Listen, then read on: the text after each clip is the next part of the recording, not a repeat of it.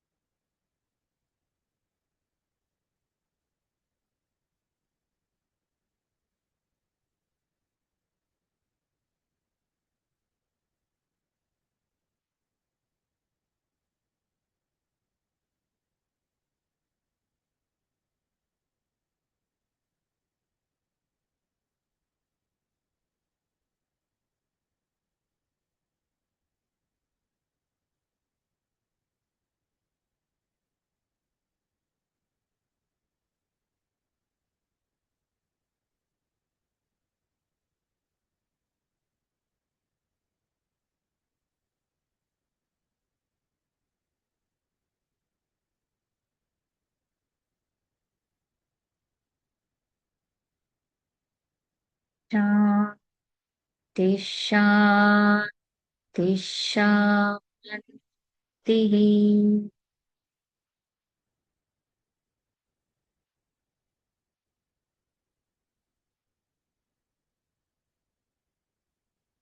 Slowly open your eyes. Okay. Right.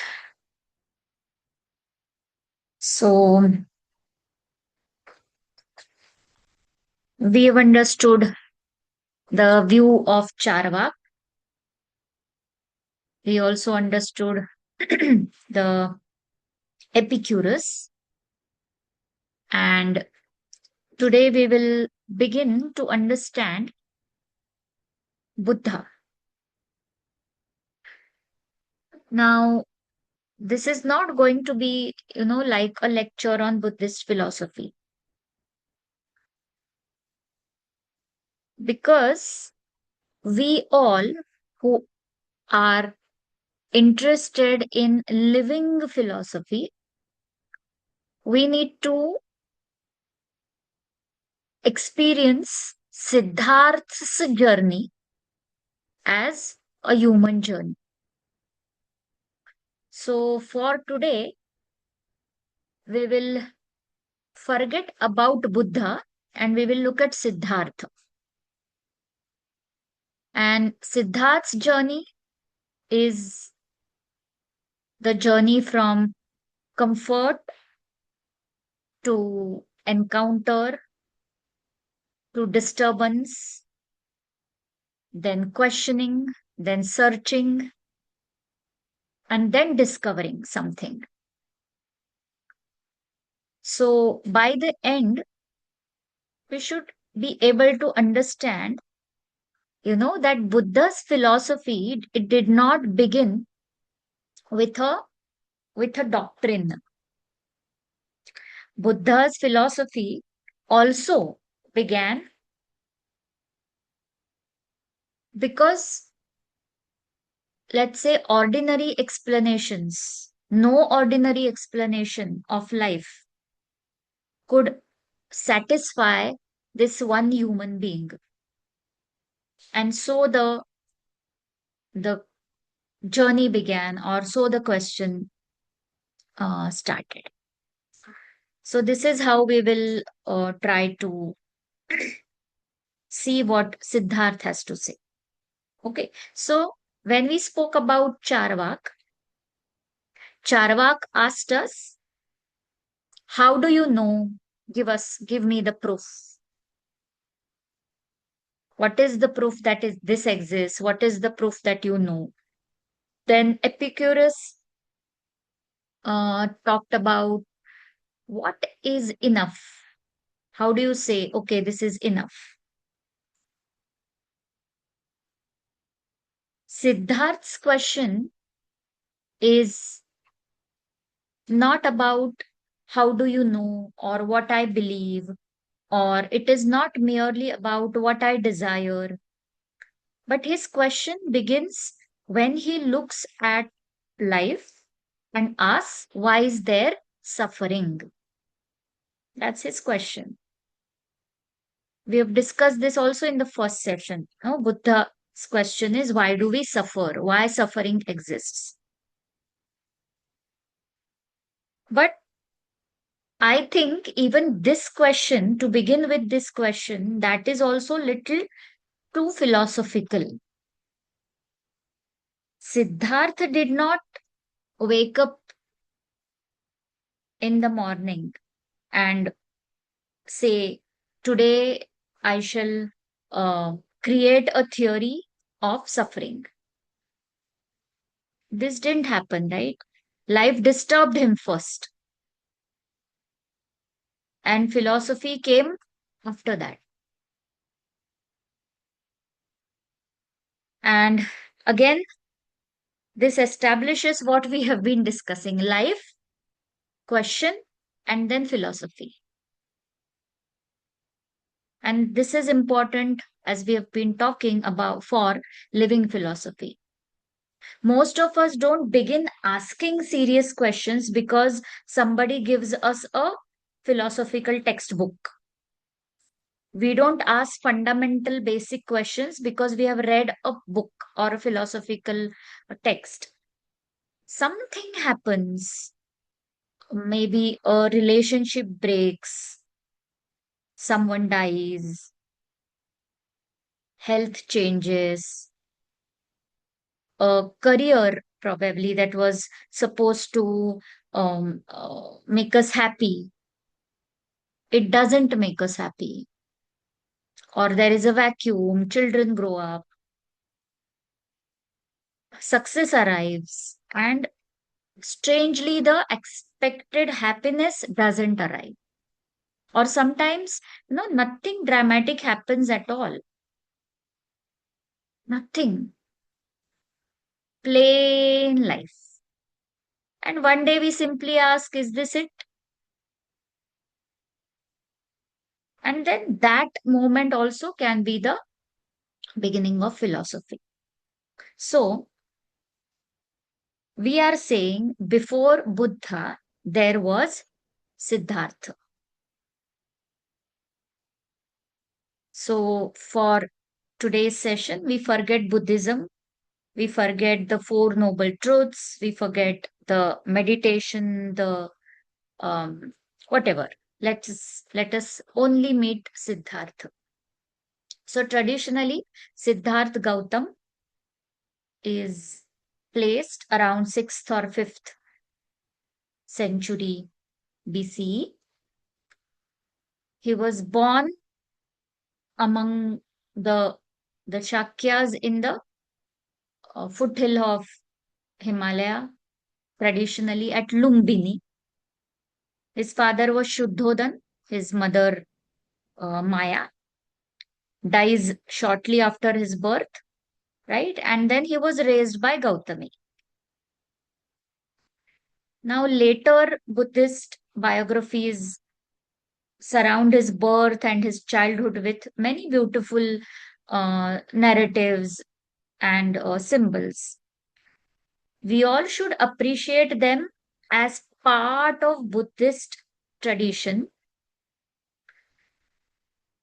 without, um, what should I say, without pretending that, every biographical detail can be historically verified.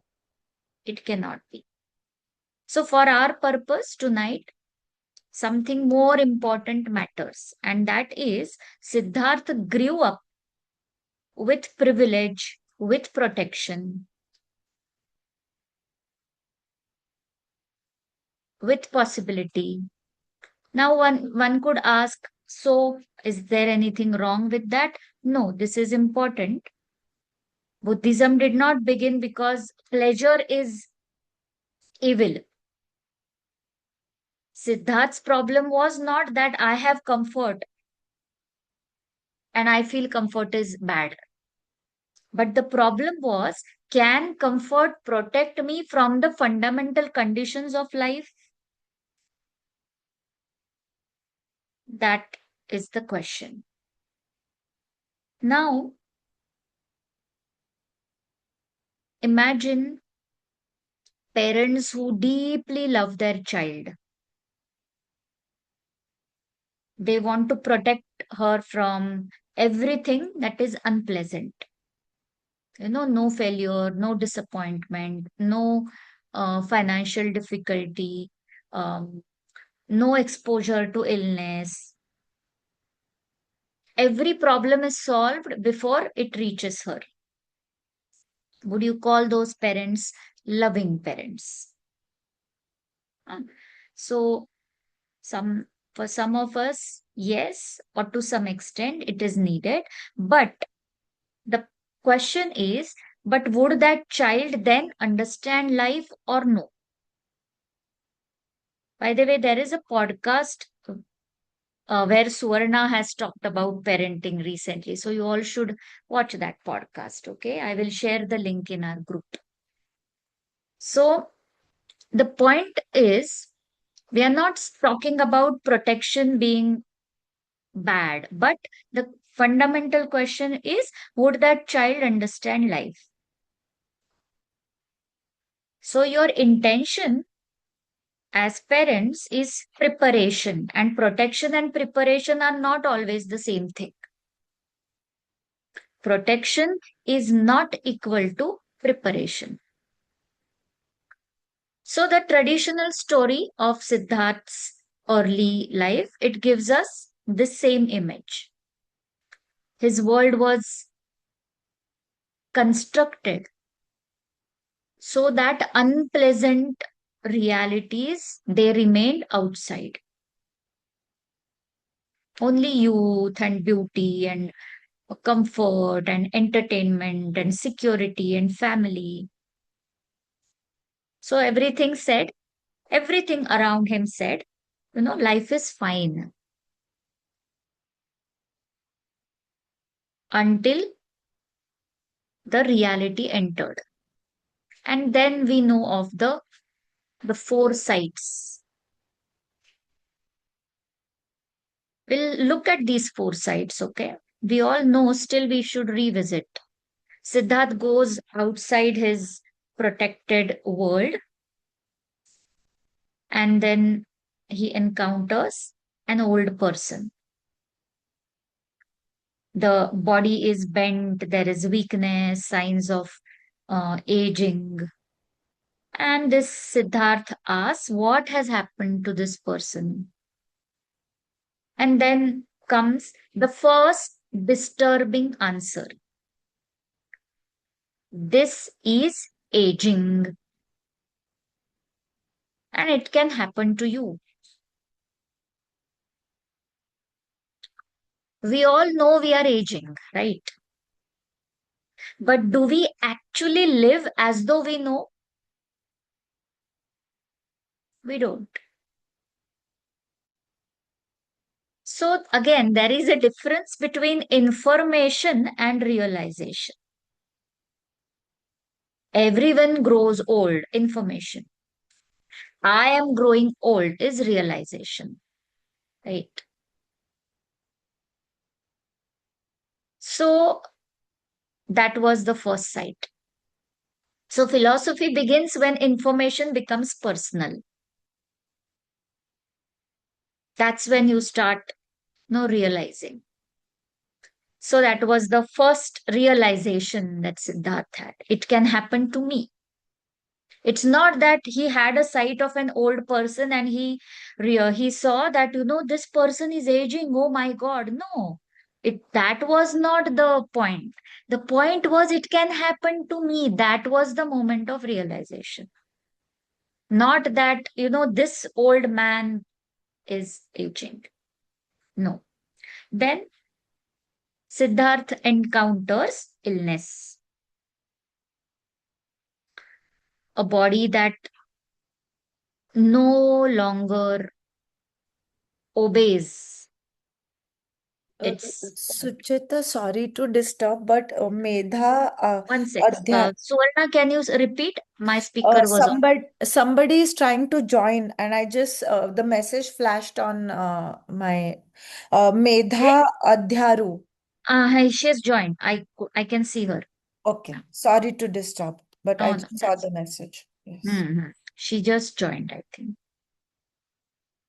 So then the second one, illness. A body which is ill. Again, can this happen to me? Yes. How much of our sense of control depends on the body which is quietly cooperating with us? This is a this is a point that we all should think about. How much of our sense of control depends on our body which cooperates with us? So, we make 5-year plans, 10-year plans, retirement plans, travel plans, career plans, and that's sensible. But underneath every plan, there is one silent assumption: my body will cooperate. And illness just exposes that assumption. So that was um, the second sight and the second realization, we can say. Now, the third, then comes death. Not death as an idea, a dead body. Someone who was here and now is not responding.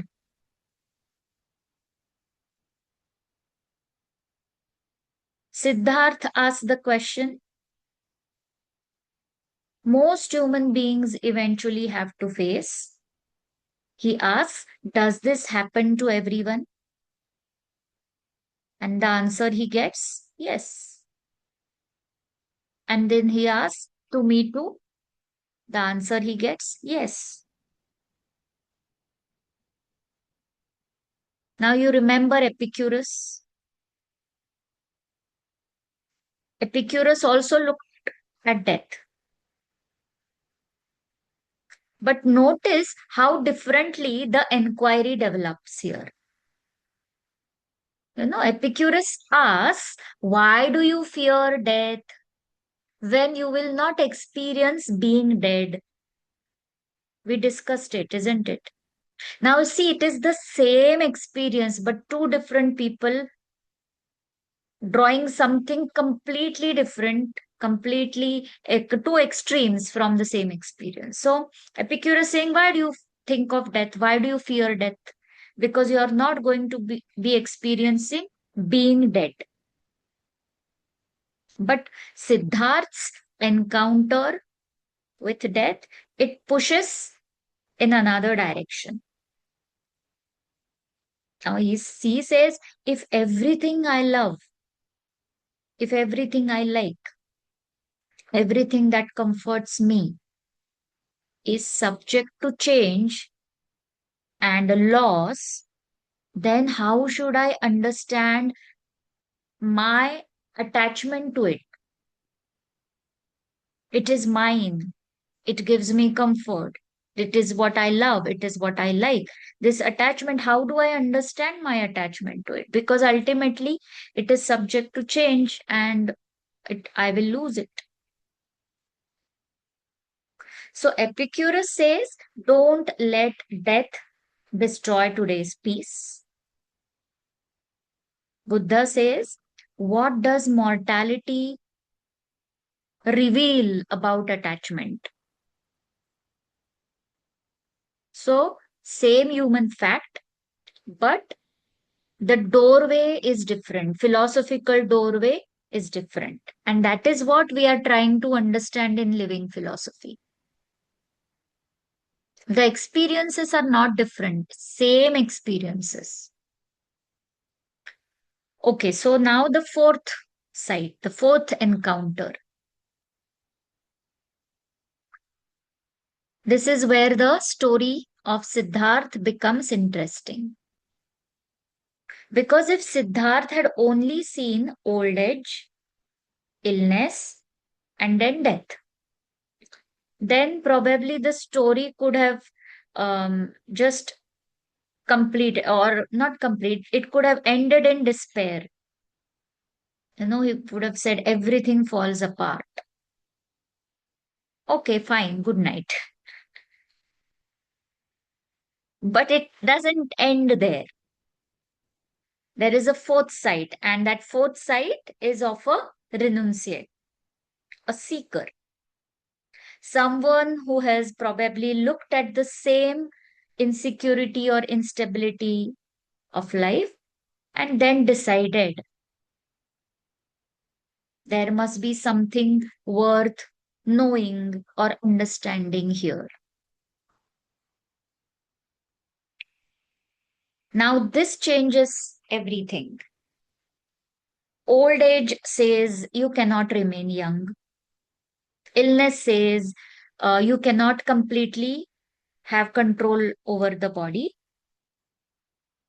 Death says you cannot keep everything you love forever.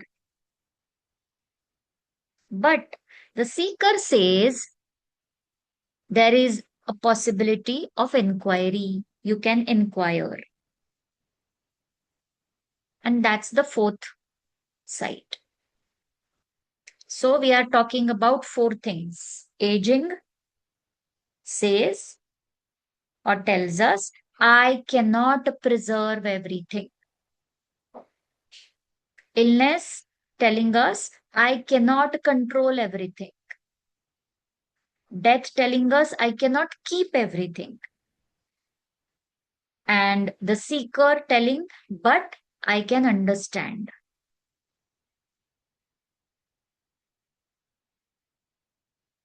And perhaps that is where Siddharth's real journey begins.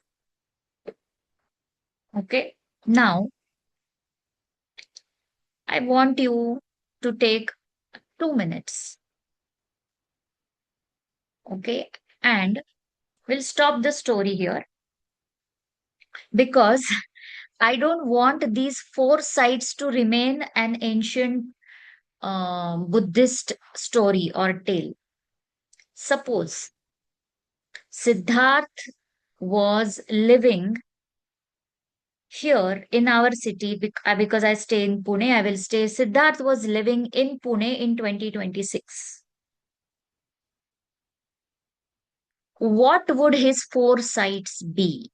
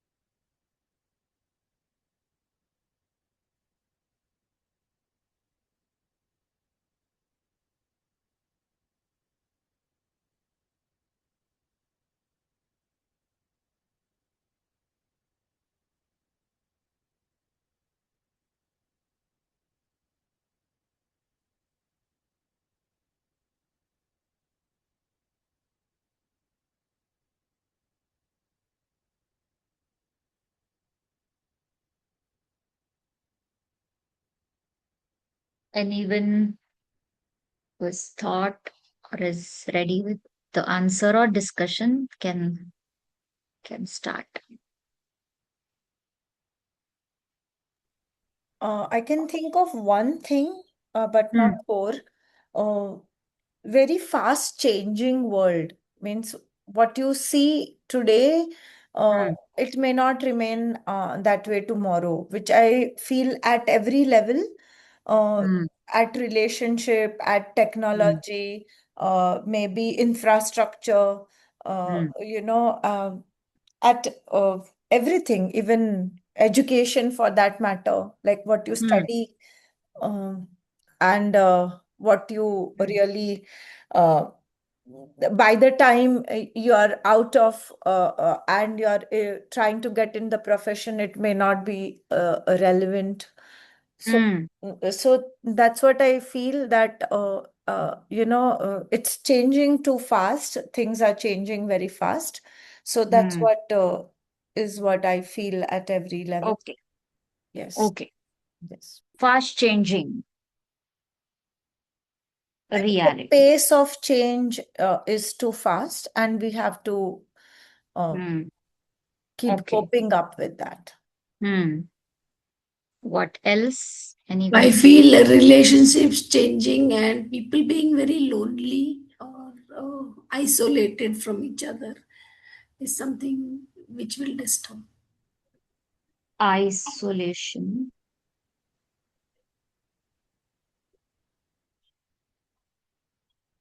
Anything else? Comparison with Comparison. others, especially based on the virtual world. Mm. Insecurity. Insecurity. Can you describe more? Uh, People are feeling insecure in various areas, like uh, insecure in their maybe like whatever they are doing for livelihood, or Mm, even in the relationships, uh, mm, in the environment, mm.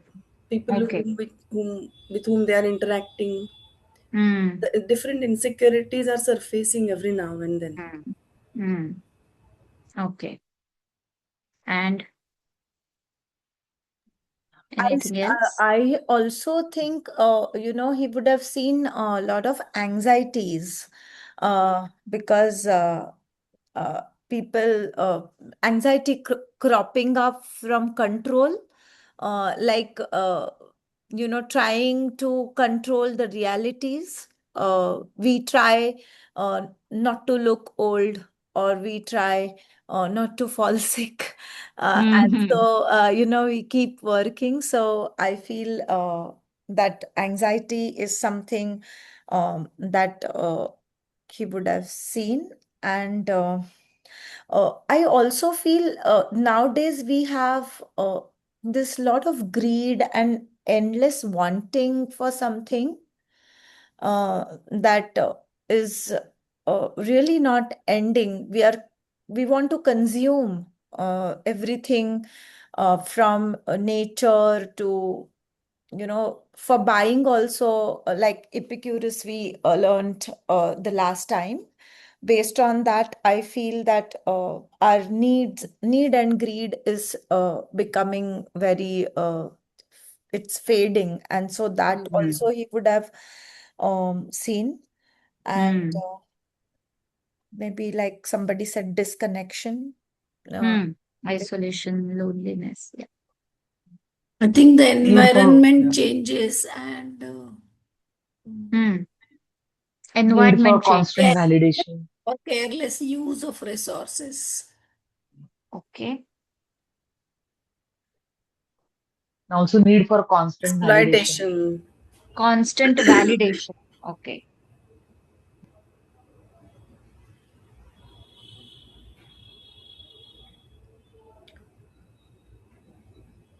Somebody said something else also. I didn't hear. Exploitation even of the natural resources. Mm, Like Suvarna said on the same line, mm, and engaging like the desires, or maybe um too much of time or energy or money is spent on engaging in the sensual, or maybe Okay. satisfying all our senses more and Hmm. more.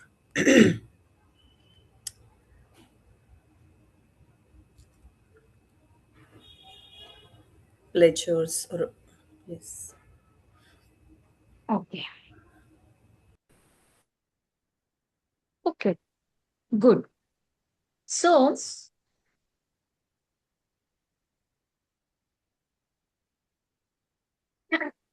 wait, something has happened. Wait, not used to using this.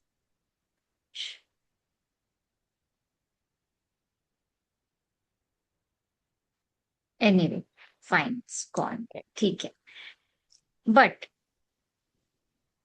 so if Siddharth was present here in Pune in 2026, he would have probably encountered all of this. So maybe, instead of old age, maybe one site, because, old age these days is not like someone looking weak and bent and not like that, isn't it? So maybe a site of a 35, 40-year-old earning extremely well, but unable to sleep without medication.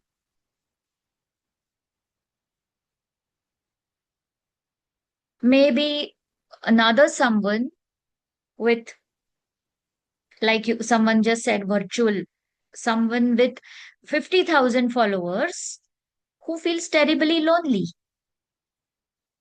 50,000 followers on virtual world, but feels terribly lonely. Or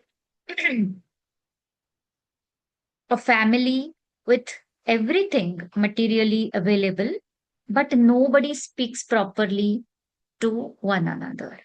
So this is all what you all said.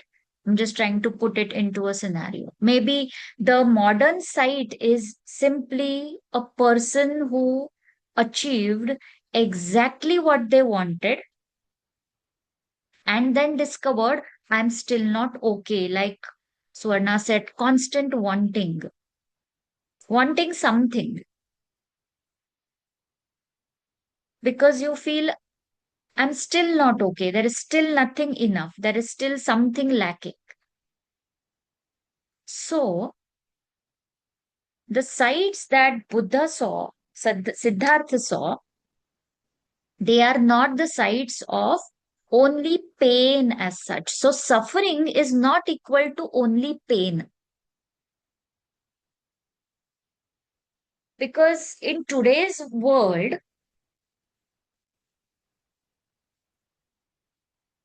the suffering is not, we cannot say the same suffering is in today's world what Buddha saw. Maybe um, the the format is different. So anyway, we'll talk about it in the next session because today we are not going to talk about dukkha. We'll talk about it in the next session. But today I just wanted you to realize that suffering is not equal to only pain. Today also there is suffering and we all experience it. And Siddharth would have encountered these sights. Okay.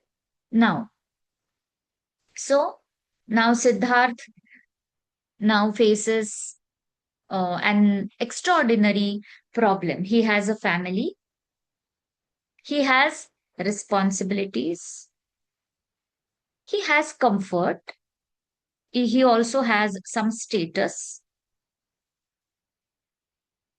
and yet one question will not leave him.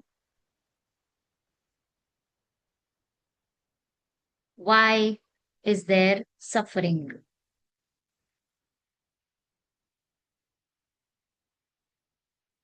I don't know, this is probably the point at which I would again pause and ask you to think for 2 minutes. You may share or you may choose not to share, but have you ever had a question that made your old way of living impossible? Was there a point in your life where you had a question that made your old way of living impossible and you changed something, outlook towards your life?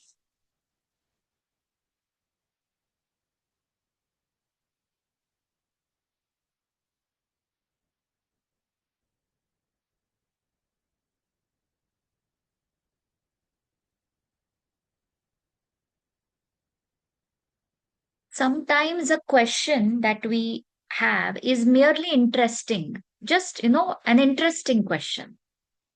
But sometimes that question just reorganizes your entire life. Interesting question, you say, I think about it very often. But then there is an existential question where you say, now I cannot live as before. And this question was like that, what Siddharth had. Hmm?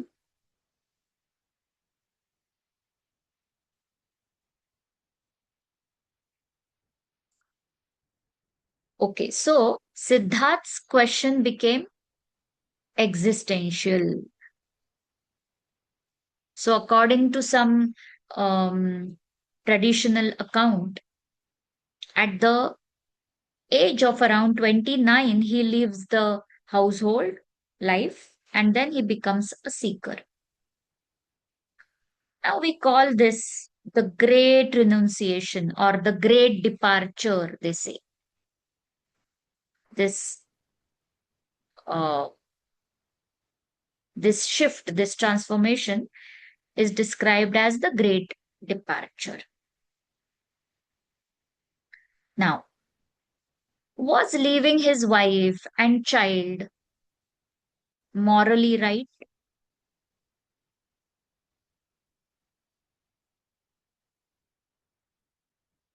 What do you all think?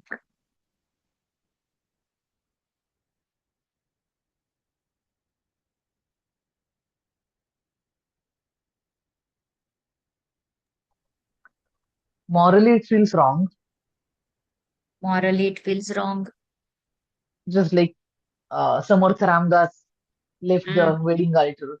Just Hmm. same similar Hmm. sentiment.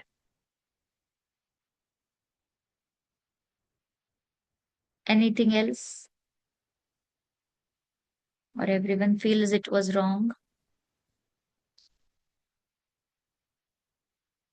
I mean, it feels wrong at face value. Let me put it that It way. feels wrong as at base value. Yes. Yeah. Any other word you all want to use? How it feels? If you look at it, from as a third person, how do you feel his behavior is or was? I feel morality is also very subjective because there is no one definition of morality throughout. So if you look at him as an individual, then it feels right. But when you look at him in roles as a father, as a husband, okay, then it feels the other way. Like if you want to, look at sometimes, that is what confuses me individually. That as an individual, it's one life maybe, and the person has a right to, spend the life the way the person wants. And yes, at times, you do make some vows, like, you marry or you give birth, and you have children. But sometimes the realization comes little later that, I'm not particularly happy in this. And then, remaining in those unhappy, relationships, or pulling on life that way, may not even make others happy if you just stretch in those roles. So I don't know what to call moral in Hmm. this situation. So that's what I feel. Okay. Yes. Okay. Yes.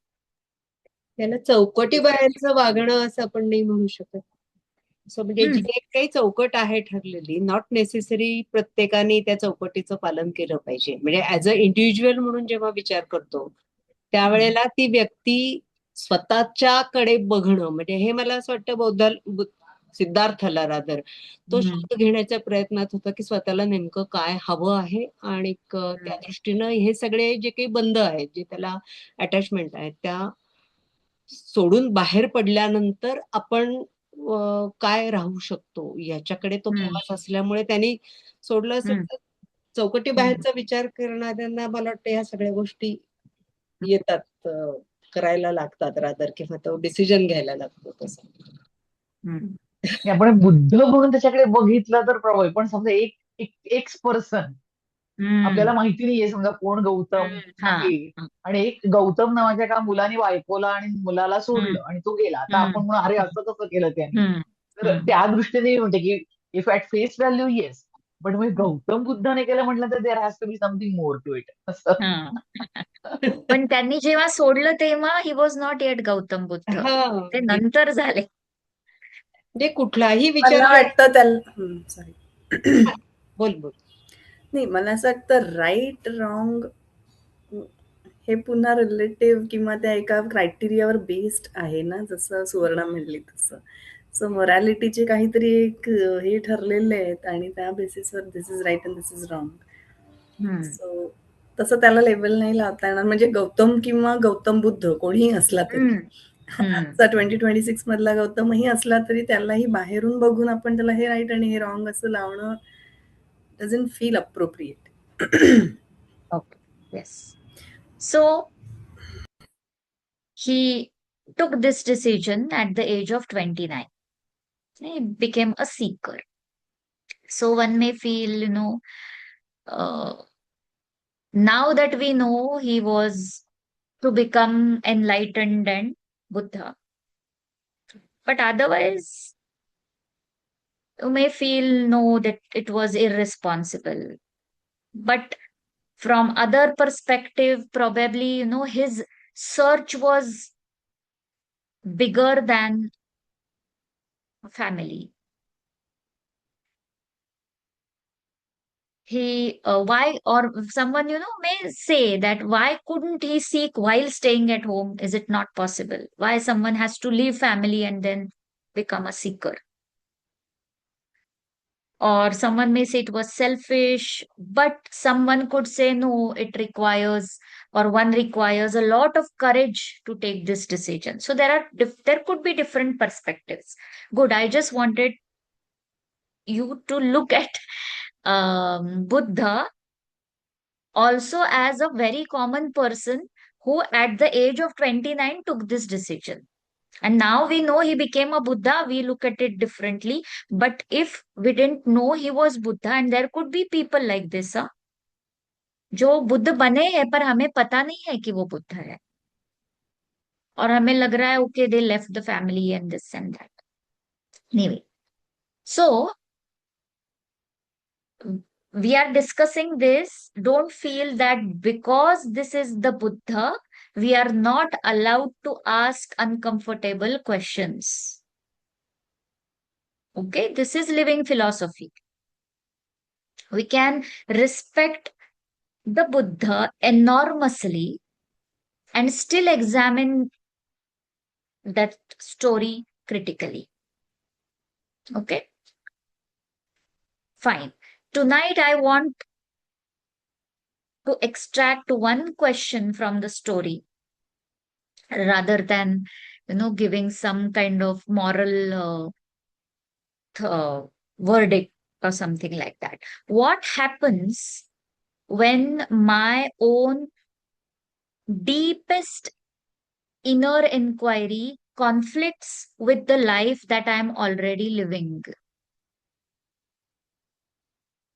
That is what happened with Siddhartha. I don't want you to answer, but I want you to start thinking. What happens Can you when please my own, repeat?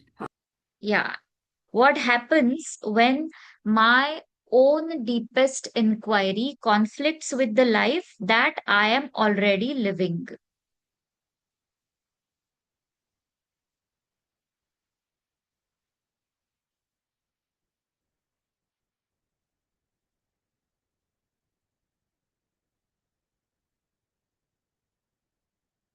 So now Siddharth seeks teachers. He wants to meet teachers. He studies some sophisticated practices under some accomplished gurus, teachers. Then he learns quickly, and then he reaches a very refined meditative state. He experiences those states very often, and yet the original problem remains. Why is there suffering? That problem, that question doesn't leave him. So it can happen. Have you ever become good at a practice without resolving the reason you began the practice? For example, someone starts meditation, okay?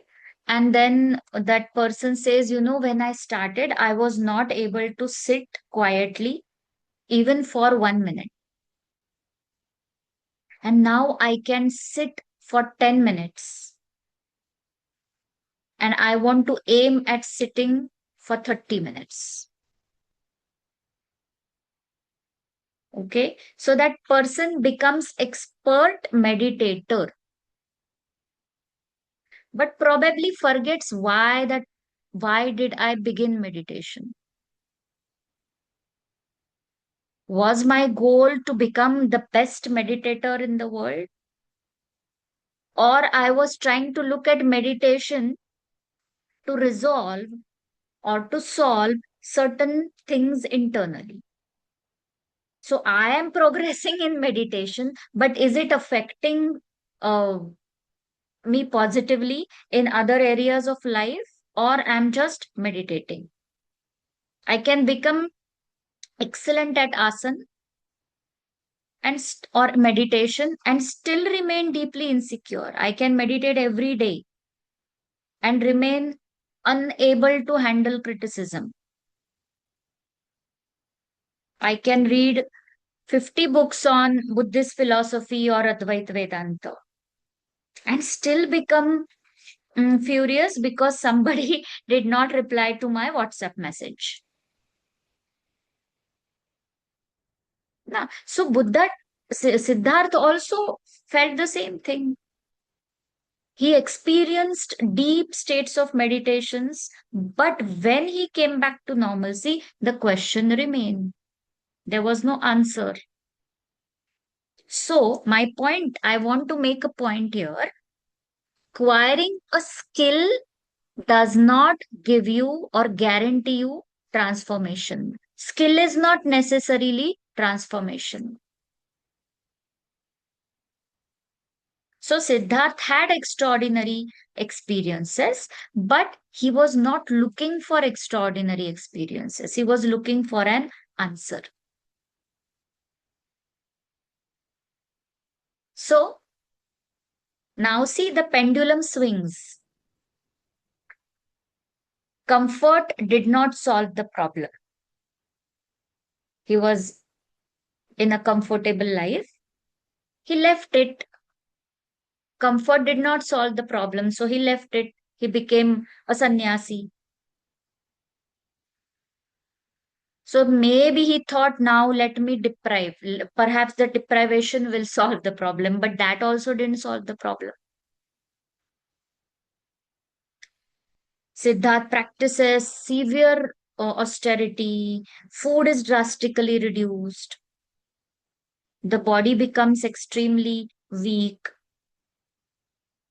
No, the traditional accounts describe him pushing ascetic practices almost to death. Are you noticing the logic? First, maybe happiness comes from satisfying the body. That didn't solve it. Then maybe freedom comes from defeating the body, but that also didn't solve the problem. So, what is missing? So, someone may say balance.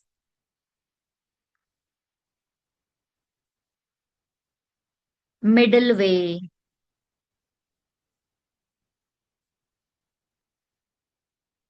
So Siddharth is now about to discover something similar. Okay. There is a traditional idea of Veena, the string. Very often they give this analogy that think of a stringed instrument. If the string is too loose, there is no music. If it is stretched too tightly, it breaks. So for music, it must be tuned. So Siddharth begins to see that neither extreme is giving me freedom or giving me an answer. And this is a profound moment because he has the courage to abandon even the method in which he has invested so many years. After leaving his family, he practiced so many things, and now he's concluding that no, this is not the way.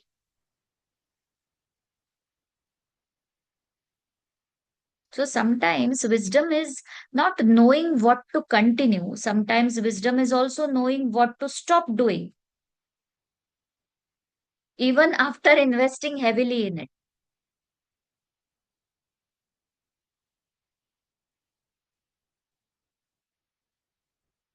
Now, Siddharth begins to accept nourishment, which he had stopped.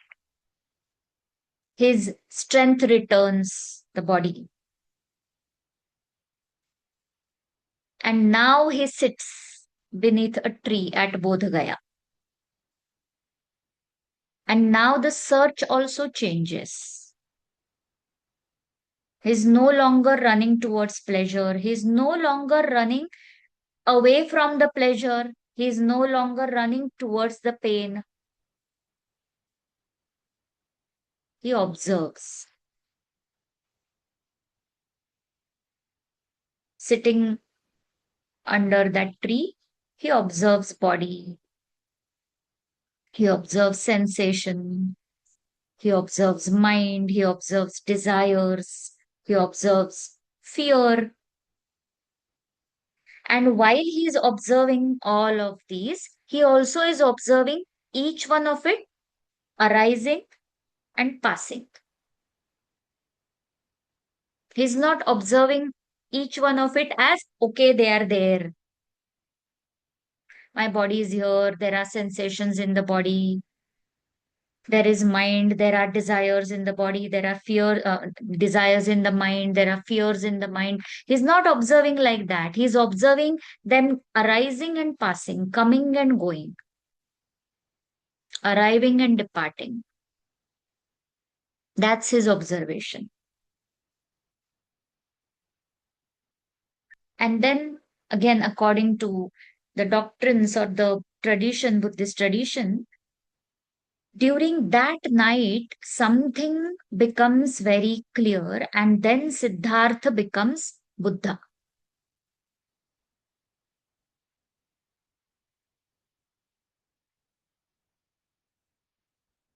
What does Buddha mean?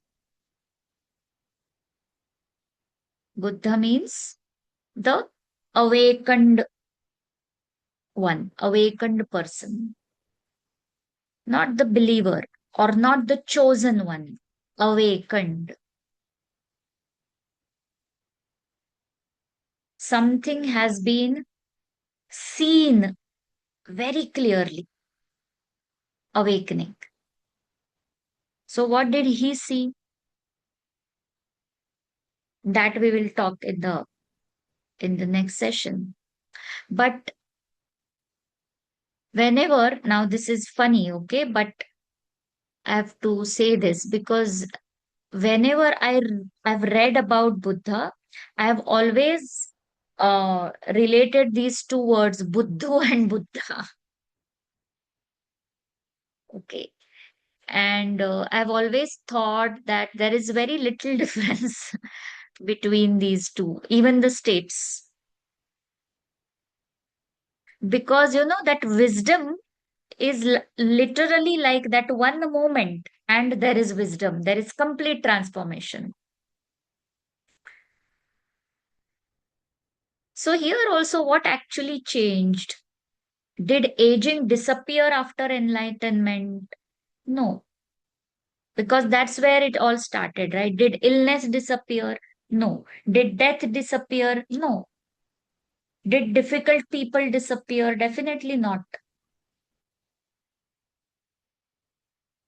So, if the world did not fundamentally change, what changed? The way reality was seen. That changed. So, philosophy doesn't always promise, I will change what happens. No. Can I change the clarity with which I understand what happens? Yes. So, we have seen Charvak asking, how do you know? Epicurus asking, what is enough? And Buddha, why is there suffering? And before that, he was disturbed because of the changing world, because he saw this transition from old age and illness and death. Look how our journey is also deepening here. Charvak says, don't build your life on assumptions you haven't examined. Ask. Charvak encourages us to examine and not accept anything just because it is told to you. That's Charvak's way of examining life. Then Epicurus says, don't build your happiness on desires that have no end.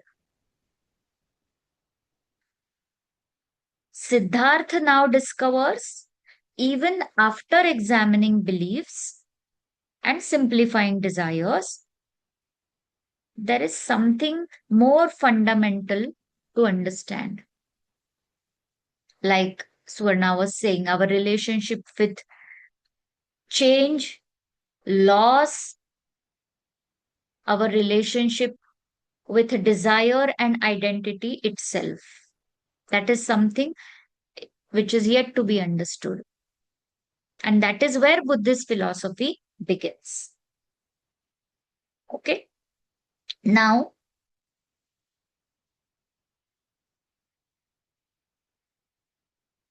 we have been going back to the doors, okay, from session 1. Tonight, I don't want the Buddha to answer your question of the door. We have always looked at our door questions like that. What will Charvak tell you? What will Epicurus tell you? Because we haven't yet talked about Buddha's philosophy today. Okay. But tonight, I want Siddharth to stand close to you, not Buddha. And Siddharth, suppose, is asking you, what have you seen in your own life that made or that created a question impossible for you to ignore? What have you seen in your own life that made this question impossible for you to ignore?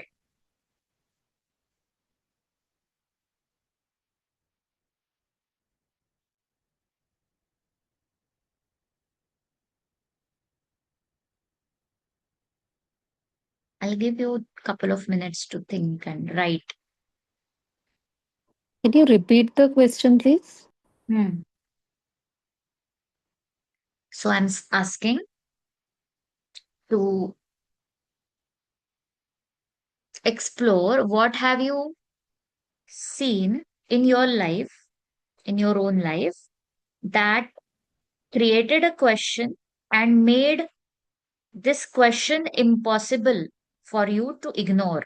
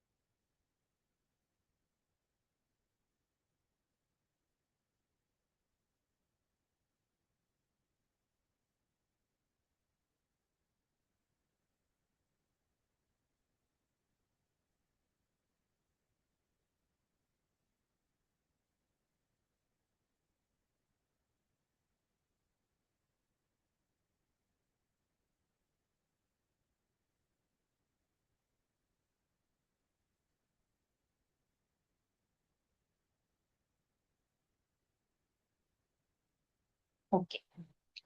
Now you can keep thinking, and it's not that I want you all to share right now.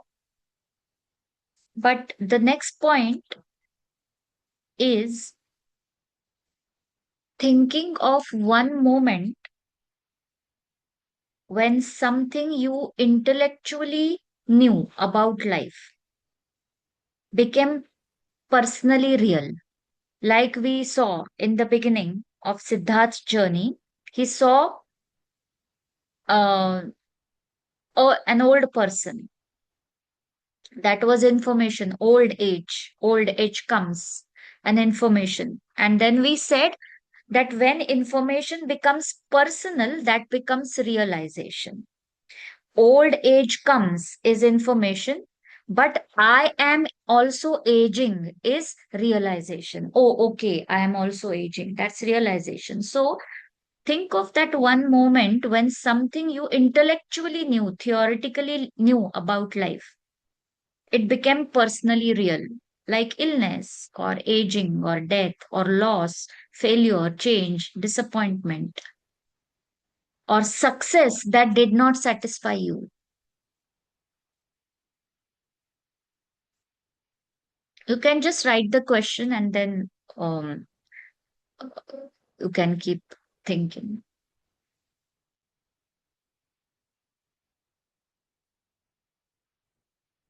Now, Siddharth was staying in a protected environment, in a palace.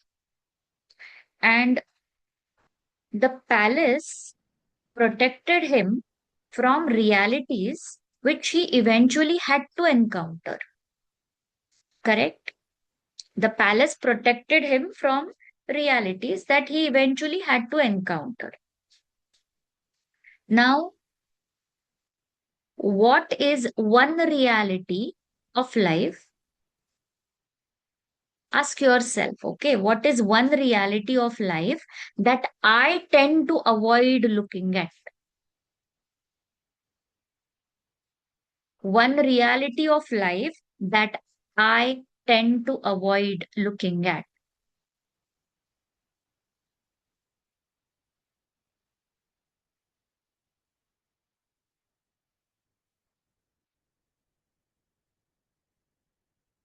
Okay, that's the second question to think about. Then we come to the third point of extremes. Like Siddharth explored two extremes. One, he was protected, then he decided to live a life of a renunciate, and then he started getting into troubling his own body and stuff. So now, reflecting, when something is difficult, where do I usually go? Towards indulgence, like food, entertainment, shopping, scrolling, distraction, or towards over control, like, work hard, discipline more, push, suppress, become harsher with myself. When something is difficult, where do I usually go? Indulgence or over control? And then also ask, what might a better tuned response look like?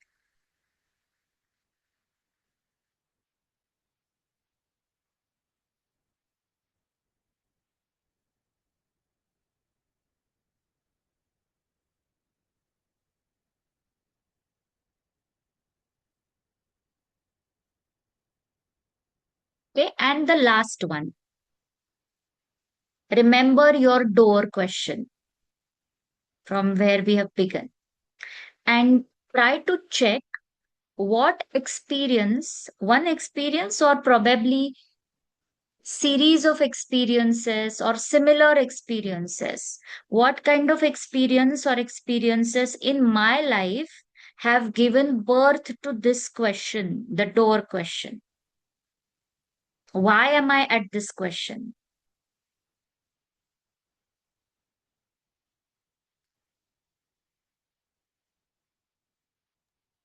Can you repeat that, please? Yes. So the last one is, what experience or experiences in my life gave birth to this question?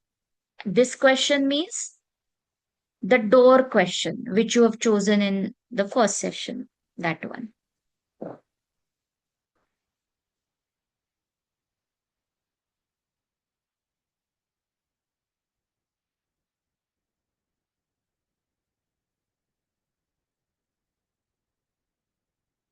So during this week, rather 2 weeks, we are going to meet on 20th.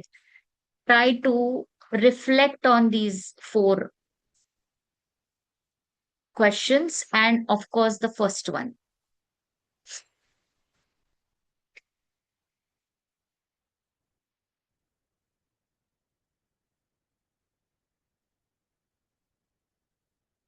The first one was, what have you seen in your life that made this question, that whatever question it created, it made it impossible for you to ignore. And then we talked about the 4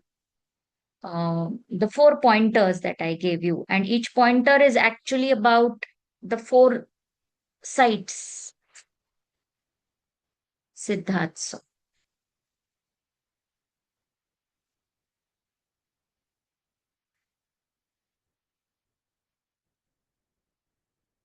Okay. So Charvak asked us to question our beliefs. Epicurus asked us to question our desires. Tonight, Siddharth has asked us to question something very, very intimate. What happens inside me when life refuses to remain the way I want it to remain?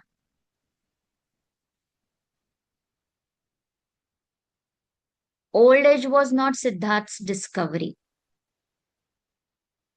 Everybody knew people grew old. Illness also was not his discovery. Death certainly wasn't his discovery. His discovery began when these stopped being facts about other people and became truths about himself. That's when he began to inquire.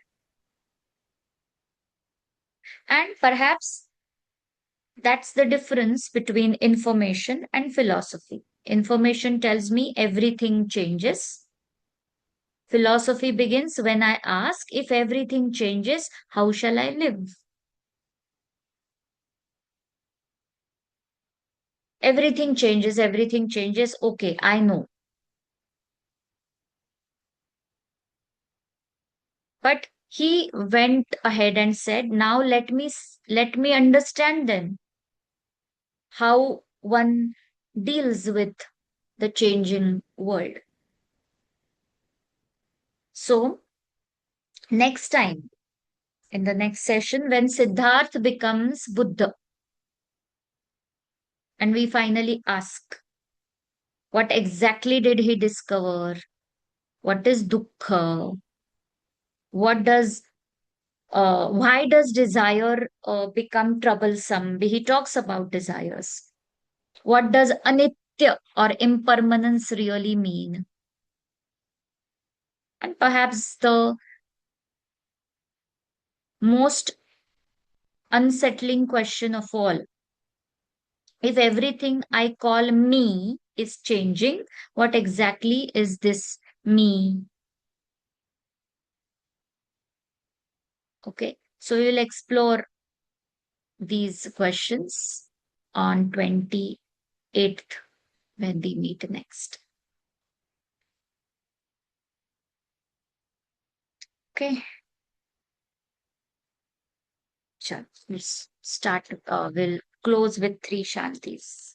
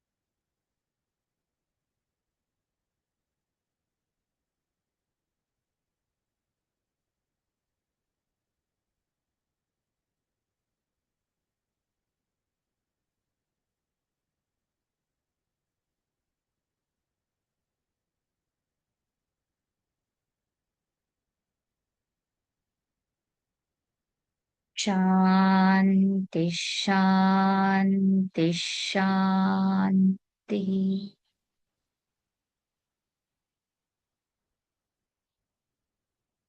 Rub your palms on your eyes and open your eyes. Thank you. Good night, all.